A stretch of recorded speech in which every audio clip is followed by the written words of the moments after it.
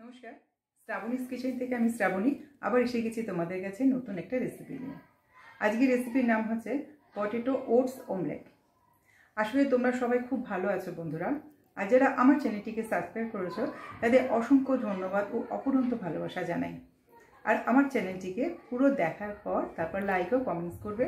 আমার আরেকটা চ্যানেল আছে শ্রাবণীস প্যাশন, যেটা গান ভালোবাসো তাদের জন্য বলছি, আমার ডিসক্রিপশন বক্সে তার লিঙ্কটা দেওয়া থাকবে, তোমরা ওখানে দেখে নিও, দেখে চেক করে নিয়ে আমার সঙ্গে যোগ করো, তাহলে ওখানে তোমাদের সঙ্গে দেখা হবে।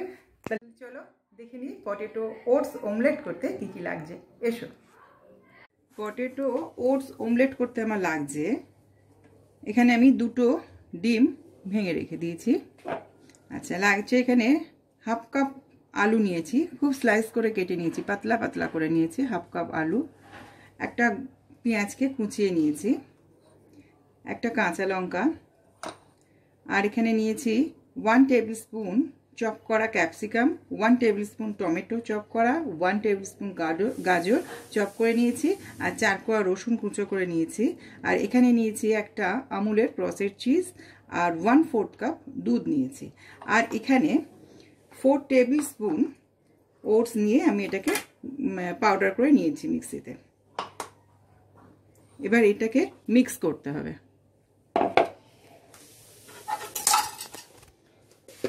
এই ডিমের মধ্যে আমি দিয়ে দিয়েছি হাফ টিস্পুন নুন, বেশি নুন দেবো না কারণ চিজ যেহেতু দেবো আমি এখানে। আর নিয়েছি 1/4 টিস্পুন গোলমরিচের গুঁড়ো,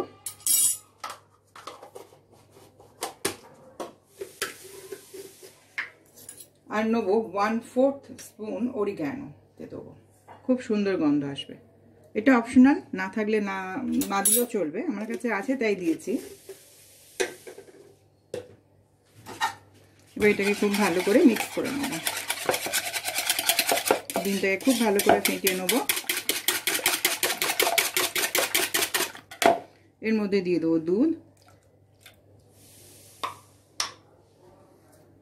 আর এগুলো সমস্ত মিশিয়ে নেবো আস্তে আস্তে। ক্যাপসিকাম, টমেটো, গাজর,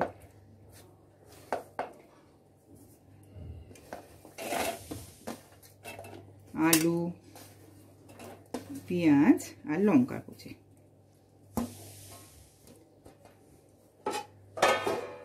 আর এই চিজটা ফ্রিজে ছিল, আমাকে একটুখানি গ্রেট করে নিতে হবে।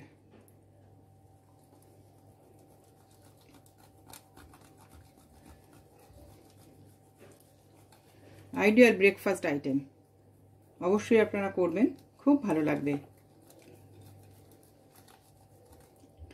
অমলেট তো সবাই খায়, কিন্তু একটু চেঞ্জ জাস্ট।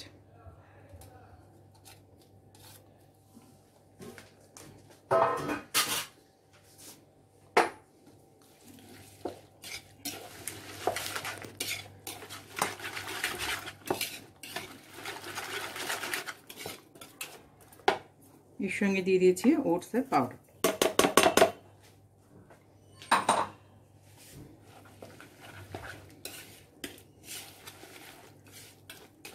এটা একটু মেখে তারপর দেখাচ্ছি।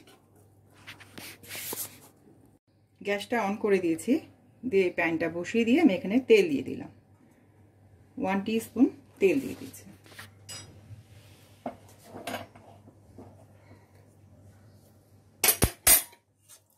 তেলটা একটু গরম হয়ে যায়,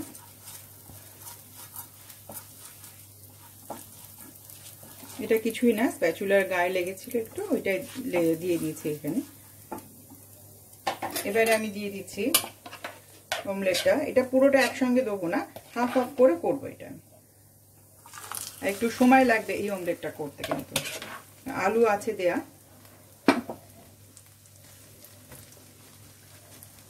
আস্তে আস্তে করে একটুখানি ছড়িয়ে দেবো।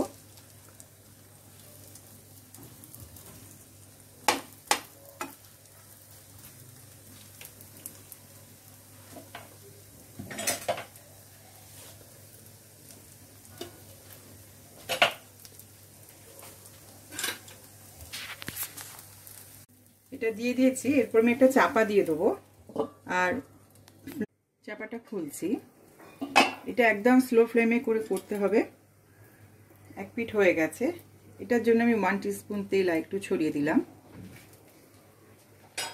দিয়ে এটাকে উল্টে দিতে হবে। আমার এই সাইডটা হয়ে গেছে।